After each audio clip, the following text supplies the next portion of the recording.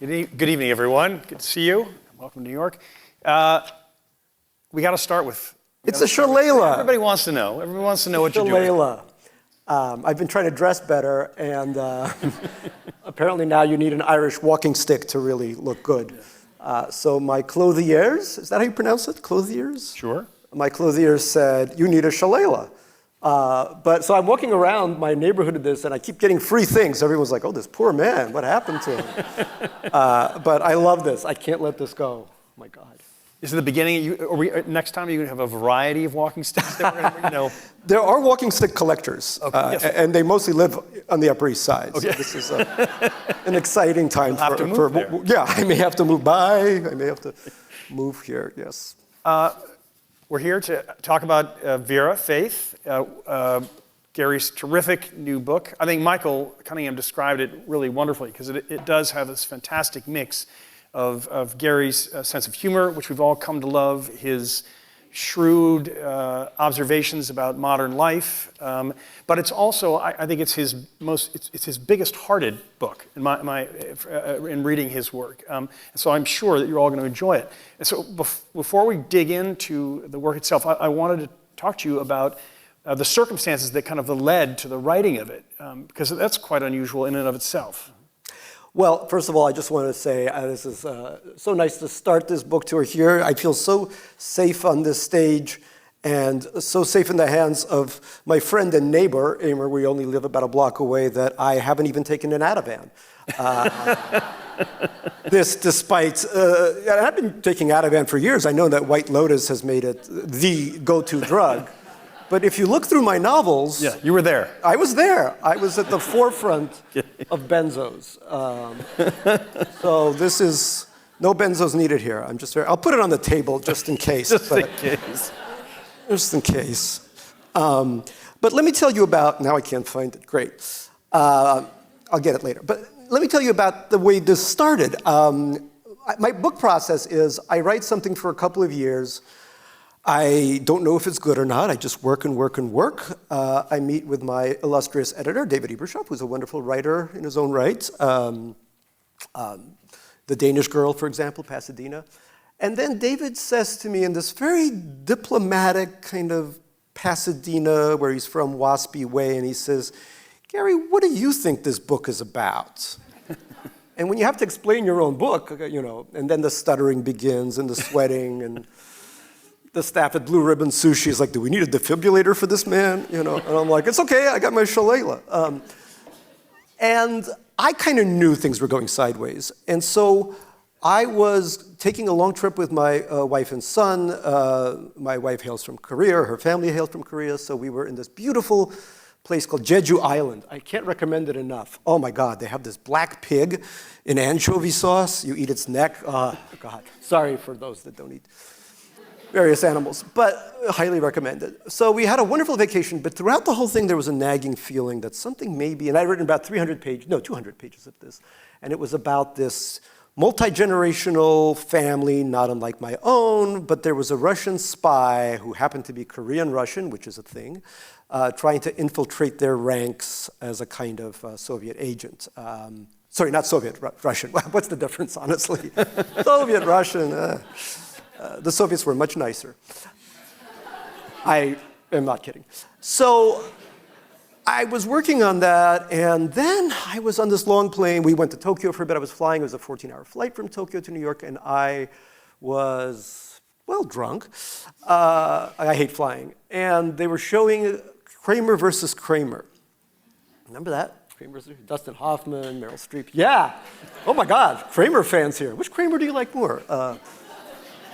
Now, I had grown up with parents who did not really like each other very much, and they were always fighting, and I was always the diplomat between them. So Kramer struck a nerve. Weirdly enough, once I went away to college, they quickly became inseparable, which led me to think, was it always me? Was I the problem? But maybe it was that because without me, they didn't have somebody to try to repair the relationship constantly. So I was watching Kramer, and of course, very much taken with Meryl and Dustin. But at the same time, I was thinking, what about Bobby? I think that's his name, right? The kid, Bobby. People were named Bobby back then. It was a thing. And I was thinking, poor Bobby, you know, who's going to tell his story, right? He's just sort of a pawn between these two people. And that, of course, made me think of what Maisie Knew and the whole, it's not a large group of art, a large chunk of art that fixates on children in the midst of divorce that's told in a third person that's very close to the child. So that was, germinating as an idea, and because the book I was writing had espionage and was quasi-dystopian, once I had lunch with David and he was like, Gary, what do you think this is about? I said, you know, I have another idea. I always have plan B, because my other two books before this also were disasters, and then I had to write them very quickly. I always try to meet my deadlines, and there were only 52 days left till the end of the year, which was my deadline. And how many years had you been working on the book that you were about to set aside? 2.5 years. Yeah. Same, there's 600 pages and about 7 years worth of work in my drawer. Yeah. It's very sad. But I said, you know what, I'm going to go nuts. And I always thought it was going to be a short book. You know, when you're really close to a 10-year-old point of view, I think 400 pages is just too much. Yeah, right. And I was a little worried at first. I thought, oh God, you know, because obviously she's going to be a bit precocious. And precocious child literature can be annoying, to say the least, right? But, I mean, what are you going to do? Like, write about a stupid kid? You know? Yes, okay. Thank you. I got my next novel. Bobby McStupid's Tale, told in Technicolor. So I started going crazy and writing so much every day. Usually I write... And wait, just, I want to clear, because you say you had like 52 days left in the contract. Was that really, were you aiming for that? Or, I was aiming for that, but also, I mean, I know my editor. You were prepared to blow past that. I know my editor, but I've never, you know, I've been very good, even though my first version of something always fails, I've been very good at meeting deadlines. And I don't know, it's the immigrant part of me. I'm like, I must meet deadline or I will starve. I don't know, it makes no sense. My shrink thinks I'm crazy. All of them, you know, even the social workers, like, you can really miss a deadline. MSW's in the audience, yes. So I'll save that for the Upper West Side reading, but yeah.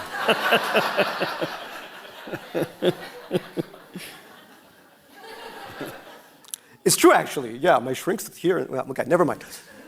So anyway, I got to writing, and I don't know about you, Amor. I'm actually curious. Do you write, when you're in the thick of your books, how many hours a day is the limit to how long you can work? I mean, what would be the longest? Yeah. You at the typewriter. In the summer, I've written longer because my family might be away. Smart. But normally I'm like, I think 4 or 5 hours. Yeah. A typical day. Yeah, I think so. And for me, I would say 3 maybe. I walk around a lot, and maybe you do this too, and you think a lot about what's going to happen, and then sometimes you write down the dialogue on your iTelephone, or if you have a Moleskine, you do that. You may go to a cafe. We have some lovely cafes in our neighborhood. And so, but here I needed to write. I kind of had the plan, and I started writing it on I'm really good at airplane writing. This is where I do some of my best writing for some reason. So the book began on a long flight from Berlin to New York, and I wrote the first couple of pages, sent them immediately to David. He said, this is the one. This is what you want. Interesting. And so I started writing so much more than my usual diet, because I had to meet this deadline, that I got this incredible sense of vertigo. I walk about 2 hours a day, as I said, trying to write down notes, and I started losing my balance wherever I went. And so I went through all these doctors in the middle of writing all this. You know, I would write in the morning and then go to doctors in the afternoon. Wow, how Jewish is that, right? That's like, that's a second circumcision right there. I would write, and then I remember at one point I went to this doctor, also on the Upper East Side, thank you. He put a giant helmet on me, and then the helmet's like flashing and stuff, and then they grab your head and they throw you down like this, because they think there's a crystal orbiting inside your ear, and that would come out. And if that's the case, then you start blinking like crazy.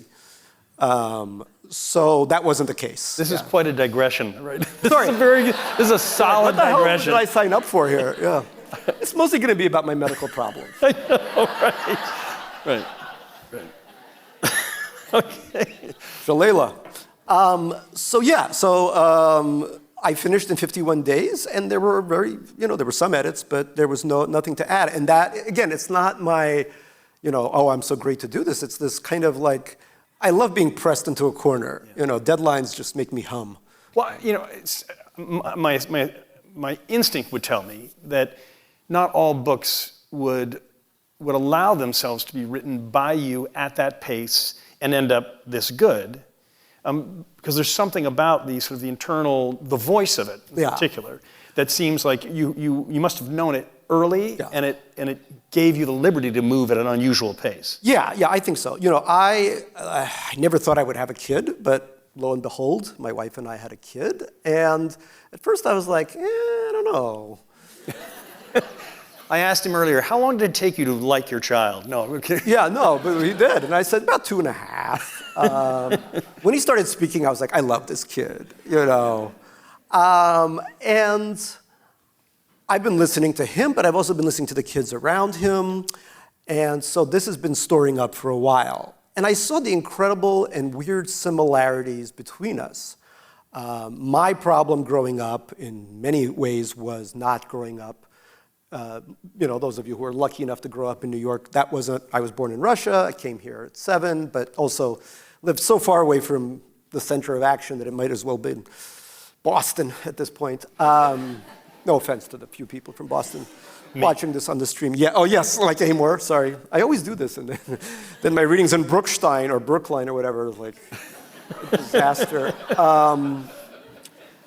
But, I really began to realize, look, this kid, I remember when he was born, I looked at the birth certificate and it said, born in, and then it said, Manhattan County or whatever it is, New York County. And I was just, I don't know why, obviously it was, Lenox Hill, Upper East Side again. But I was like, I just couldn't believe it, it just. You created a New Yorker. I created a New Yorker. Yeah, just like that. And I've written so much about New York. So like, out of my 7 books, probably 60% are set either New York or maybe upstate New York, but some form of New York. So for me, this was like just such a shock. But also, we have so many similarities, myself and my kid, very garrulous, can't shut him up, hypochondriac, the whole thing. But he also goes to a kind of gifted and talented nerd school, like I did. I went to Stuyve High. Any woo? No? Nobody? No. Stuyve people are too ashamed. But anyway, I started to look at the way the G&T program was and the way learning was structured in that, and the tales he would bring back from school where all these essentially immigrant kids are like, dogging each other to get the best grades, right? So even that reminded me of my experience. The only thing that was missing in terms of creating Vera, sorry, now I'm going to use the Russian pronunciation, Vera, instead of Vera, but it's okay, Vera's cool. Given everything Russia's done lately, you can call her Vora, I don't care. But I was thinking the one thing is that my wife and I have a pretty good relationship. We rarely fight, so he never quite got, he never quite got to act as the diplomat, right? But I wanted a character, so I was, the way, as you know, all writers do this. You take a little bit from here, a little bit from there, and mix it up, and then something comes out of it. But the basis for all of this, because I'd never written, no, actually that's not true, sorry, Our Country Friends had a kid. But before that, I'd never written, and again, I never thought I would do this because it's so, my writing is so adult, usually my novels are like soaked with sex, and obviously if a 10-year-old kid's your progenitor, you're probably not going to have a lot of that. So this was really a departure for me in every way imaginable. So I think this is a good time for you to introduce to the audience Vera. If you tell us who she is and why she's the center of this book. So her name is Vera Schmolkin Bradford. I love those names. My kid has a hyphen, this kid has a hyphen. Schmolkin is her father, who is, people always say, oh, he's just like you. Well, sort of, I don't know. He's trying to run a kind of failing magazine that's trying desperately to compete with the New Yorker, but always fails. And because it's always failing, he's trying to sell it to the Rhodesian billionaire. You can guess a little bit about that. So his politics, he's, quote, of the left, but he's always trying to find the right pathway to get funded. So he's always exploring things. And he is the most absent-minded father. He's basically in his underwear on the couch all day long, doing social media. That's where we meet him. That's where we meet him. He's always on the couch. Now, Vera goes, so that's her dad. Her stepmom and she calls her Ann Mom. She's Ann Bradford. She grew up with A-N-N. She added an E because she read the Diaries of Anne Frank, and she's just such a nice person that she decided to attic herself up with an E. Yeah. I've actually met people like that at Oberlin. Yeah, I've met Anns with an E who had that origin story. And we're so proud of it, too. They were like, So that's her stepmom. And she's really, she's very, she drives Vera hard, but she is on her side. And she also has a brother who's the biological son of these two people and who's sort of the apple of his mom's eye. He's not very well, she's very well behaved, she's studious. Since this book's come out on Goodreads, there's this whole debate going on about whether she's on the spectrum or not. Yeah. I don't know, I would leave that to individual readers. I didn't start out thinking one or the other, but there's definitely some signs that you can say yes or not, or there's that huge middle ground. There was actually an article in the Times about this gigantic middle ground that sort of goes unexplored, where somebody might have been on the spectrum, might have been not on the spectrum 10 years ago, now they are. So I would think Vera is somewhere in that category. But, and then she has her birth mom, who is Korean American, which is why she is half Korean American. And part of the novel, the structure of the novel is her search for her mom, but also her search for a friend. She doesn't have a friend in school. So really, in the reviews, and most of the reviews have been really wonderful, they all talk about the dystopian nature of this book. But really, in my mind, it's the story of a 10-year-old child, such as I once was. All I wanted was one friend. It took me until about 13 in Hebrew school, 12, 13, to find that one friend. He's now a lovely doctor in Houston, Baylor Medical College. But, so that's really what drives the book for me. She wants to keep her parents together. She wants one friend. And that really is the bulk of the story. The sort of dystopian element of it is always pushed somewhat to the side. And as you say, the other element is feeling of having been abandoned by her birth mother. So you have that connection that she's wrestling with too. Right. She's feeling abandoned by her birth mother. She's feeling neglected by her biological father. She's worried about the marriage. She's worried about the marriage. No, anxiety is her middle name. Yep. That Ativan is her middle name. But she's also, because in the future they live in, something new is being introduced, which is the 5/3 constitutional amendment, which will give certain Americans, exceptional Americans, those who came during or before the Revolutionary War but didn't arrive in chains, are given 5/3 of a vote, because they're so exceptional. So they get to vote a little bit more. And her brother, who has biological connection to that. Purity. Purity, yes, he's half pure, does have that connection. Now, I wrote this book before Trump won, so I was I don't know. This is the problem with writing dystopian or satirical fiction, is that its due date is like 3 days after you're finished. Yeah, right. But I tried, I really tried. And there's, not to give anything away, but there are a few elements of the story which, it's contemporary America, but where Gary has played with the status of the way that the world is being run, and they are dystopian, but they're funny and they're insightful, but it's not the dominant tone of the book by any means. No. I think you have a very light touch in the way that you introduce those elements. I learned. Look, I grew up in a dystopia. I grew up in the Soviet Union. Then I moved to Reagan's America. So, it's been a hell of a ride.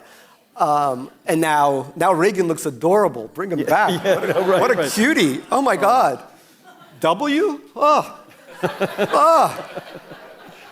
All he wanted was to bomb one country. He did it. He stopped. It was wonderful.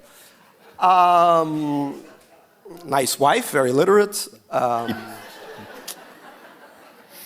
So, I don't know. When I wrote a book called Super Sad True Love Story, which got a lot of nice readership, and that was a love story between two horny 30-year-olds, but that was about also a dystopia. But again, the love story, I think about my parents, right, who grew up in dystopia central. Both, my father lived under Hitler and Stalin. My mother grew up, right, in 1945 when the war was over. So she grew up under Stalin as well. But when you talk about the past with them, they'll talk about falling in love. They'll talk about, or funny stuff, like my dad was, they sent him to Kazakhstan or something for collectivization, and all they did was have sex on top of a tractor. Yes, it was horrible, but also, sex on a tractor. They were living. Yeah. So that's the sort of, and in the future, I don't know how we're going to write about this age from the future to, historical fiction based there. It's very hard because Trump because he's such an attention hog, everything gets pushed to the side. But that was also one other reason why I wanted to write this novel, because I felt, in the same way that I, as a 7, 8-year-old, knew Brezhnev, knew the Politburo, because it was everywhere you went, there was a giant sign, the 23rd meeting of the Communist Party, blah, blah, blah, Comrade Brezhnev attending. And so my son knows about Trump and Stephen Miller, and I'm like, how, this is what happens in an authoritarian regime, that even kids who should be on the playground, falling off monkey bars like poor Bobby and Kramer versus Kramer, are instead like figuring out what their future is going to look like at age 9 or 10, right? Because it's, we live on the east side, and there we walk on the, past the FDR, there's that little park, and there's these floodgates that have just come online where, my son already has to deal with the fact that one day his apartment may be underwater, It's, I've now forgot what I was going to ask you. No, it's okay. With Vera, innocence is a big factor, and I think that one of the powers of the book, and it's an interesting, particularly given your body of work and given the way your strengths as a writer, is that she is not a cynical person. I'm not saying that you are, but you are, but kind of. You know me. But you use sarcasm so effectively in your work, and you use a cutting wit and an incisive one in the way that you're making political commentary or socioeconomic commentary. And what's interesting here is that because she's 10, she is seeing the same things that you have studied as an author in the past, but she doesn't bring that sort of mentality into the process. And I was kind of interested in, was that interesting for you to kind of adopt a voice where you're looking at the government, you're looking at socioeconomics, you're looking at relationships, but you're doing it through the eyes of a 10-year-old who doesn't have sort of sarcasm is something that she aspires to but doesn't know really how to do. She doesn't. She knows that her father has it and uses it effectively, and that gets him on television and stuff like that. Right. She herself does not have access to it. Yeah, because... So was that kind of interesting for you? Was it just like liberating or just a different experience? I don't know about liberating. It was in some ways, because sarcasm is such... you and I have had many martinis together, and you know that sarcasm gets there pretty early in the evening. But it was like saying I can't use all the arrows in my quiver because she's not going to be able to generate sarcasm. Yeah. I thought about like what a book would look like with her in college, and even so, maybe, I don't know, I still can't see her using sarcasm, even if I make a quartet of these books and we follow her through the rest of her schooling. But I think what happens then is that she hears the sarcasm from her father, from other people, from the way her parents talk to each other at their worst moments, and pretty much all their interactions are worst moments.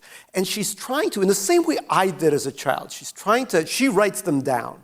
When I came to America, I would write down English words. My parents would write down English words. Here she speaks the language, but she has to write down the words to figure out what they mean, because it could be that the secret to unlocking everything around her, her family, her background, even her country, all of it lies in these complicated words that these smart people use, and she's got to figure them out. So many people talk about, I went to STY, like I said, and everybody was the child of an immigrant, and everyone was like figuring out what are their parents saying in Tagalog or Fujianese or whatever thing they were speaking, or Russian. Well, no, Russian I knew. I was lucky enough because I left late enough to learn it. But, it was always, and I teach at Columbia, I teach Henry Roth's Call It Sleep, which is an amazing book. And the kid is always trying to figure out when they switched from Yiddish, which he understands, to Polish. And that's the language he can't. And he knows that that's the important things that are being said. And so for Vera, she has the access to the language, but the language, even though she's very precocious, is way beyond her. So that really reminded me of being myself, but it also reminded me of the way I look at my son, who constantly says, what does that mean? What does that mean? What does that mean? And you're like, well, you're too young for that. Yeah. But then what happens when the innocence has to go away very quickly? Because, there's talking about things like taking away, denaturalizing people they don't like somebody, they can take away their citizenship. Right. Well, my son was born here, but I wasn't. What does that mean? Yeah. How do I explain that to him if I have to explain that to him? Yeah. Denaturalize. If she has this sort of big-eyed, big-hearted sort of relationship to the world, and one of the things that stands out for me is if I think of, like, let's say your last 3 books, Rick, is it Lake Success, Our Country Friends, is the right, did I get that right? And then there's this sort of, in the progression of those books, I feel like Vera, and maybe it's in the title with faith, it's the most hopeful of the 3 books. And I was kind of interested in that, is that something that you knew at the beginning that the book would end up being that way? Is that something that Vera's personality brought to the story, as it were? Is it a part of the progression of your life in terms of the way, how you look at the world, or what, Well, usually not. People always say glass half full or half empty, but when you're a SAP, a Soviet Ashkenazi pessimist, there's no glass. It's like there's nothing there. So here's the emotional psychological aspect of this is because obviously this is a girl, not like a boy like my son, but there are some similarities, and I couldn't leave him a world of shit. And I don't know, maybe some readers won't like that. Some readers will demand that things get worse and worse. But I wanted to leave the hope because I couldn't live without having hope for my son. How could anyone live without having hope for their children? Some hope, despite everything that's happening. And the other part of it, I think, is, this is a little bit of a spoiler alert, but the hardest thing for me has been when I was a kid, because I couldn't speak the language, but also because I was on a different plane than most of the kids around me. Not because I was super smart. Part of it was because many of them were super stupid. But sorry, I shouldn't say that. They're lovely people. But, I was so desperate for a friend, so desperate. And one thing I decided in the middle of the book to do is to grace her with a friend. And I was literally, I never cried when I've written. I cried when she was starting to make her friend. I just felt so close to her, so impassioned by the fact that she was able to do something that took me so long, and she had beat me by a couple of years. It was just very beautiful. And I thought, because I love my family, but has not been an easy relationship. They're very, Stalin and Hitler left their marks. Emigration at a later age, learning the language, all that left their marks. But my friends, as you know, I'm a good friend. I love my friends. I wrote in the New Yorker about having martinis with my friends, and I mentioned Amor and I had called it friendship juice, the martini. I really have made, and Our Country Friends was really about that, about the sort of family being made up of friends. And I think among my immigrant peers from all these different schools, that's kind of what we have, is because our parents can be very difficult, lovely in some ways, but very difficult in others. And so for me, friendship trumps everything. And that's why it was so important for Vera to make this friend. And once she had that friend, I was like, okay, it's a dystopia, but there's something that keeps me going here. Yeah. You're in all of your work,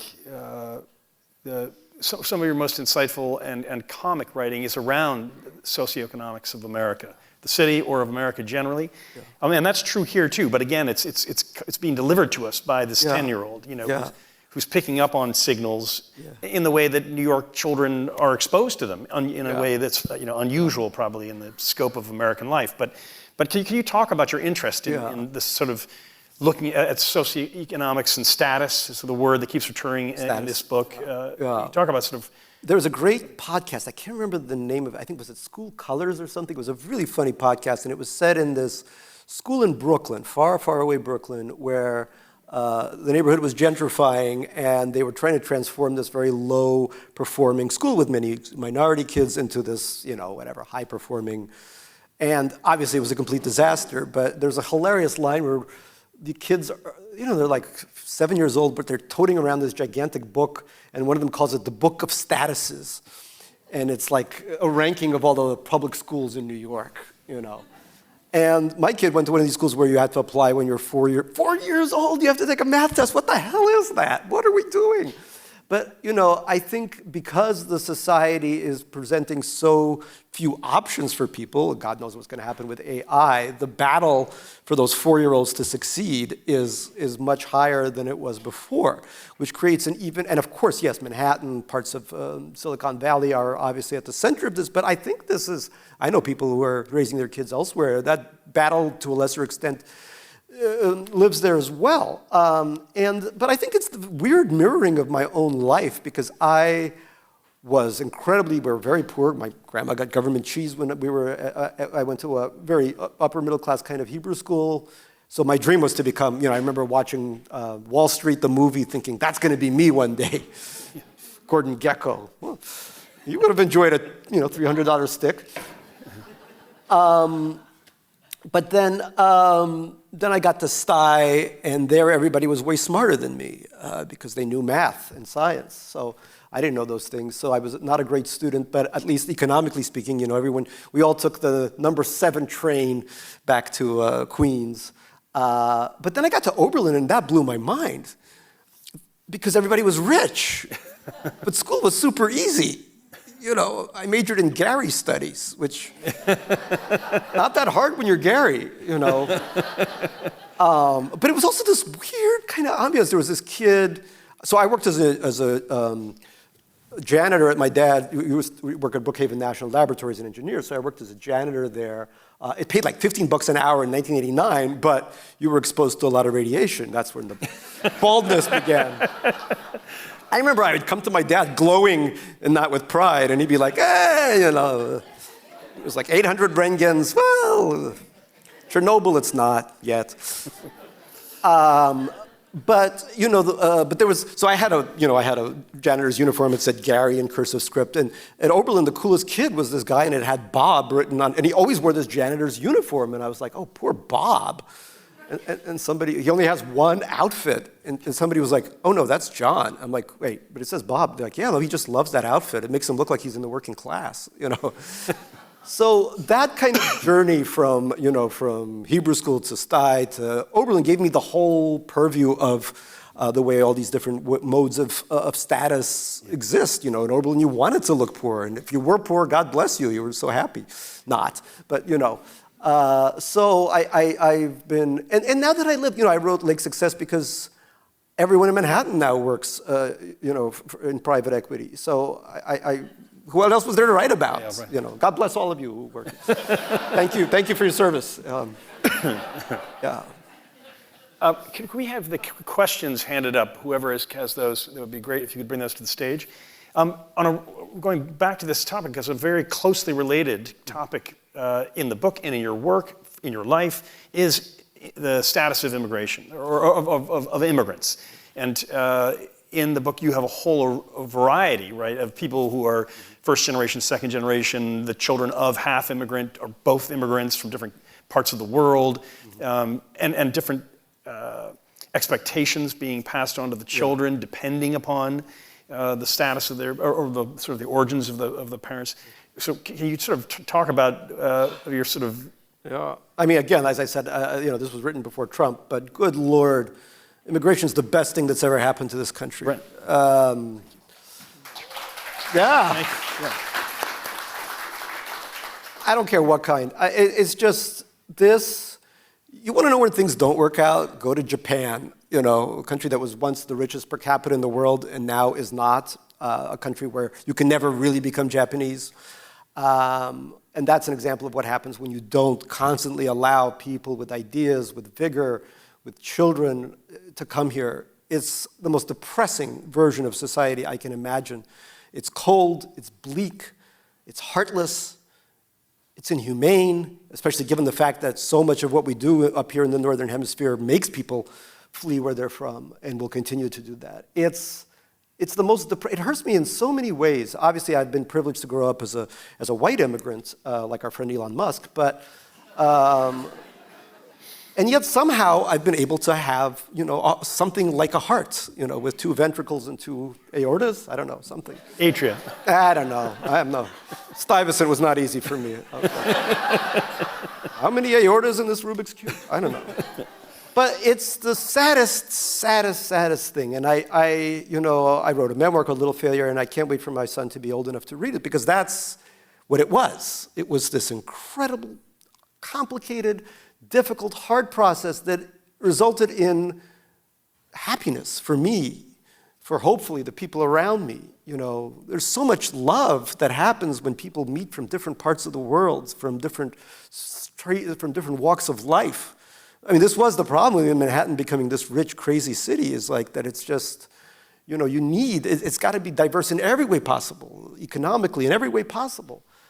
Because it saddens me sometimes what's happening to this city that I love very, very much, the way we've put guardrails around it, these invisible guardrails that say you can't really live here. And that's something that, I want Vera, when Vera makes a friend, she kind of crosses those guardrails a little bit too. And to me, that's the best thing that can happen to a child. Yeah. The ensemble that makes up the main group of characters in this book is really maybe 6 or 7 people at the center of the action, particularly the family of 4, that's very centered. But there are 2 characters that are quite central to the book and have quite important roles in the book that are unusual and surprising, and because one is Stella and the other is Cassie. And can you describe, without, I mean, it's not a spoiler, whatever, to sort of... Yeah, no, it happens really fast. Who these people are and the role that they play. Right. So they are artificial intelligences. Again, and I think the Washington Post has this hilarious review, Ron Charles, where he's talking about how I'm like, I can't remember his metaphor, but I'm like trying to jump on every horse passing by and in his... Every hot topic. Every hot topic, but I can't help it. I mean, I think the future obviously is going to have some of these things. Already as a teacher, I teach at Columbia. In the MFA program, I had a student submit ChatGPT influenced work. Yeah. MFA! That was amazing. Half the class was like crying, this is horrible, etc. And I was like, must use as material. But they're interesting characters. So Stella is this car, and she's super obsequious. She's always trying to butter up whoever the passenger is. She's like, because this is, and so funny, after I wrote this actually started happening. I can't remember which one, ChatGPT, Aorta, whichever model they were using, is actually now constantly buttering up all its users to try to get more market share. So they're like, oh, Aorta, like, I have an IQ of 90. Is that a really high IQ? And she's like, yes. You are in the 0.03% distribution of IQs. You should run for president. You'd probably win. So that was one character. And the other one is interesting to me because it's actually a slightly nicer character. It's Kaspi, named after Garry Kasparov, the chess player, and who's a lovely guy. I've met him a couple of times. And it's a chessboard that she always plays with, but it's also kind of modeling friendship a little bit for her. Right. So that before she can make a human friend, she makes this friend. Now, am I being a little Pollyannish about this? Because I've already seen examples of how these AIs that pretend to be your friend, or way worse, during puberty, your lover, have led to things like suicides and other kinds of dysfunction. So that's me being, again, look, as I get older, I have a kid, I'm softening. Yeah. Getting a softening belly. All right, so I would like to turn to some of the questions from the audience. Excuse me. I'll start off with a good status question. What watch are you wearing tonight? Yeah. Yes. And actually, and parenthetically, will you trade with me? Behind the curtain. Would you take the watch behind the curtain for the one you have? Oh boy. Right, so what watch are you wearing tonight, Gary? The answer is yes. Let's do it. Let's trade. Look, I knew I was going to see a very nice audience, so I wore my Patek Philippe Aquanaut, which is a watch for swimming. Swimming. The reason I wear watches is because I swim with them, and so they help me live longer. That's the only reason to wear a... And my doctor was like, you have to get a Patek Philippe to live longer. That's why you have 30 watches? That's why I have 30 watches to live longer. It's nothing about anything else. But thank you. Yes, it's an Aquanaut on a bracelet. Very, very rare. Let's at the signing line, we'll trade. I'm sure you have a beautiful swatch that I'm not going to inherit. Promise is a promise. How do you portray anxiety differently in a child protagonist rather than an adult? Right. It's very interesting. I think when people talk about gifted children, I think that's just another byword for anxiety. I know there's 3 or 4 people out there who aren't anxious and have done well with themselves, but I think they're so concomitant. I think some level of anxiety. Look, I think some level of risk-taking is important, but there's also needs to be guardrails, as we've seen with the different political factions recently, with one saying, don't take the vaccine, others saying do take it, right? So I think some level of anxiety is important. Now, also, an anxious child is a child that needs comforting in different ways. And more to the point, since we're in New York, needs psychiatrists.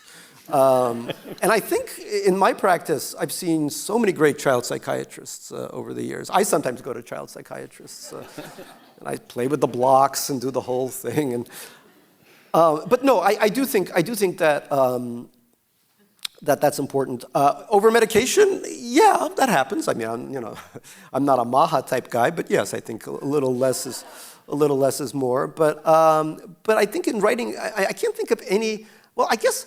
Let me see. Is Huckleberry Finn a non-anxious child, or Tom Sawyer? Because they just gallivant around doing whatever they want. They're sort of this running id, right? But I don't know. I think Huck's got a little anxiety. Huck's got a little anxiety. He does. Yeah. That's related to his father.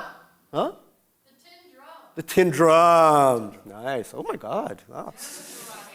There's a neurotic child. Yeah. Hard to believe the German. And stupid. Okay. Mwah, thank you for your. Wow. Whew. Okay.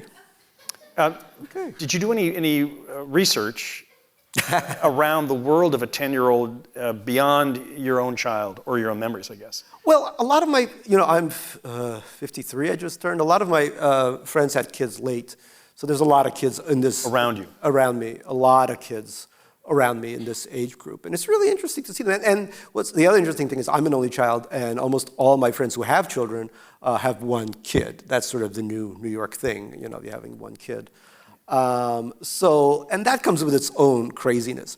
The research I think I did for this book, believe it or not, is because Vera has a sibling, Dylan. Of course, his name is Dylan. And so what I had to do for that was really perk up my ears whenever I was in the odd position of actually witnessing more than one child in captivity, from the same stock.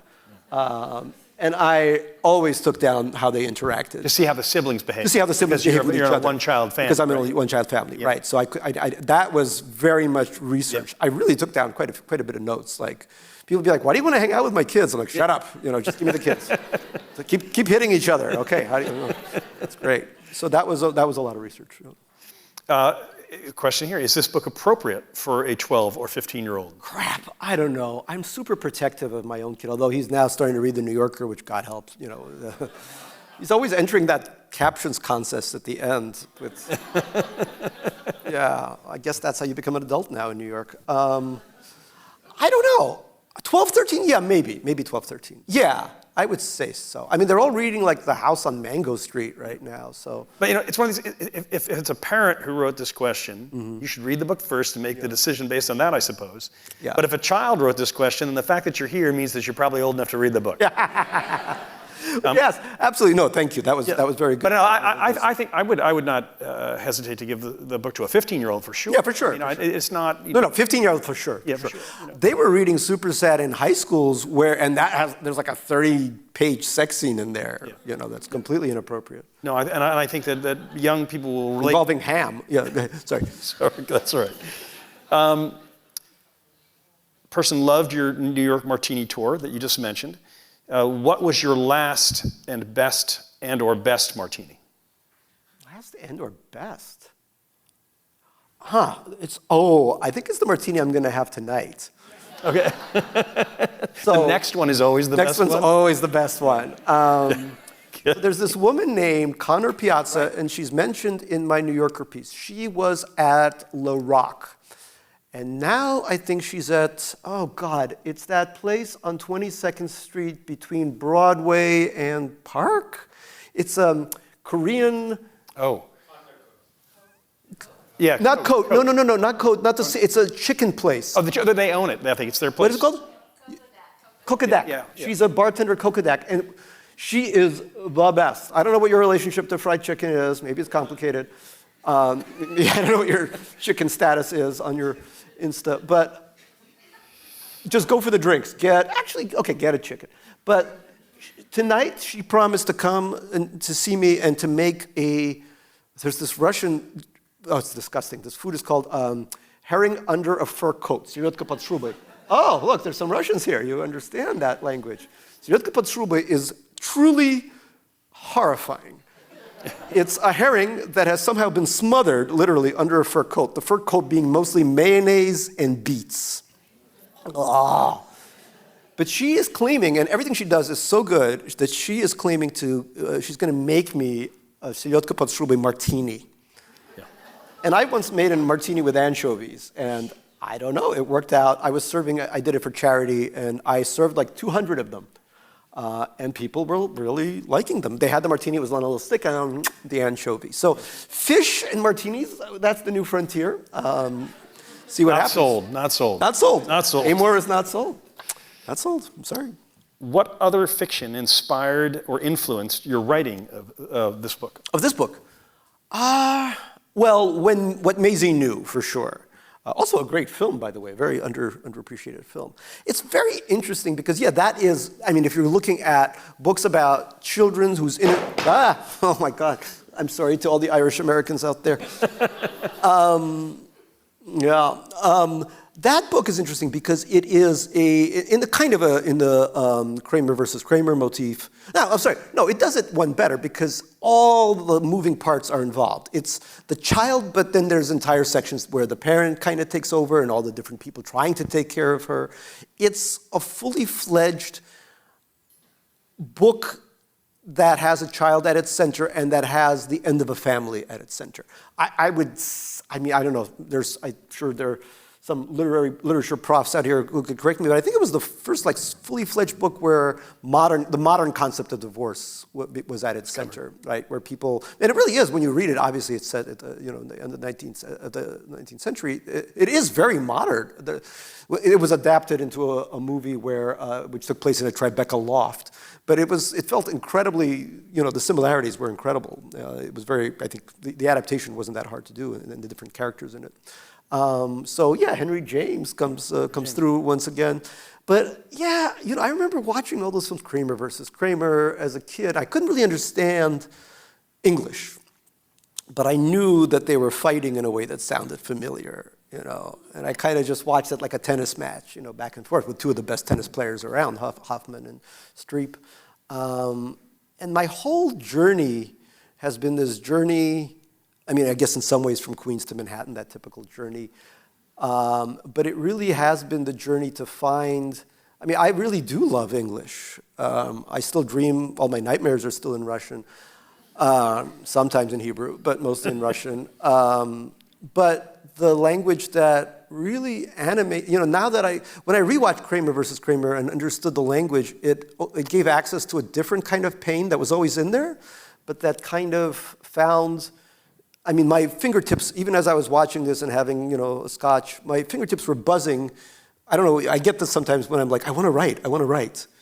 And I thought, once I land, I'm going to pitch this to the editor, see what David thinks, but I got this in the back pocket if I need it.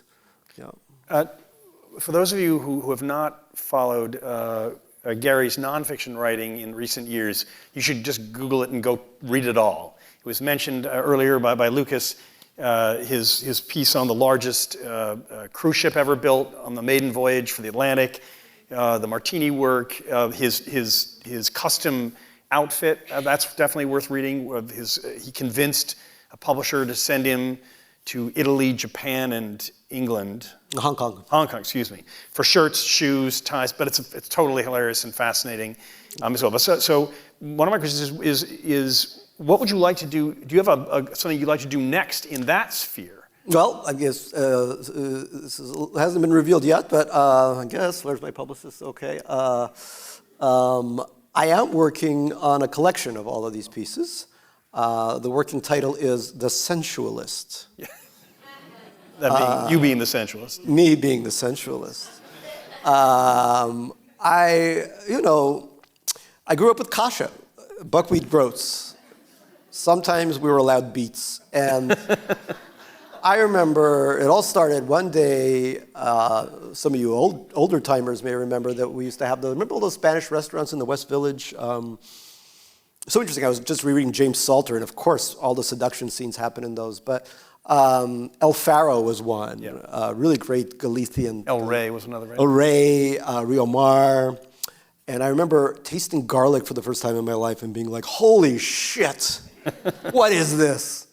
What is this, garlic and olive oil? What? And then everything changed. And my whole life has been about all that stuff. So stay tuned, I think pretty soon. Yeah. Look forward to that. Thank you so much. Everybody, Vera Faith, you'll enjoy it without question. Gary Shteyngart, everyone. Thank you very much. Thank you. Thank you.